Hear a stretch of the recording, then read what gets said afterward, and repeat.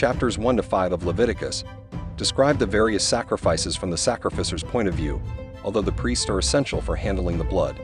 Chapters 6 to 7 go over much the same ground, but from the point of view of the priest, who, as the one actually carrying out the sacrifice and dividing the portions, needs to know how to do it. Sacrifices are between God, the priest, and the offerers, although in some cases the entire sacrifice is a single portion to God burnt to ashes. Chapters 8 to 10 describe how Moses consecrates Aaron and his sons as the first priests, the first sacrifices, and God's destruction of 2 of Aaron's sons for ritual offenses. The purpose is to underline the character of altar priesthood, those priests with power to offer sacrifices to God, as an Aaronite privilege, and the responsibilities and dangers of their position.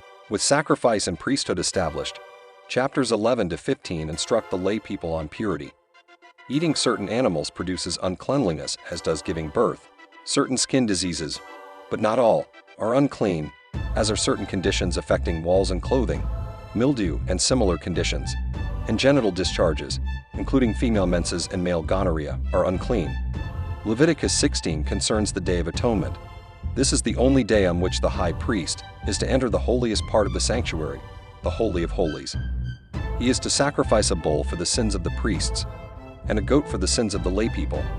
The priest is to send a second goat into the desert to Azazel, bearing the sins of the whole people. Azazel may be a wilderness demon, but its identity is mysterious. Chapters 17 to 26 are the Holiness Code. It begins with a prohibition on all slaughter of animals outside the temple, even for food, and then prohibits a long list of sexual contacts and also child sacrifice. The holiness injunctions, which give the code its name, begin with the next section. There are penalties for the worship of Molech, consulting mediums and wizards, cursing one's parents, and engaging in unlawful sex. Priests receive instruction on mourning rituals and acceptable bodily defects. The punishment for blasphemy is death, and there is the setting of rules for eating sacrifices. There is an explanation of the calendar, and there are rules for sabbatical and jubilee years. There are rules for oil lamps and bread in the sanctuary, and there are rules for slavery.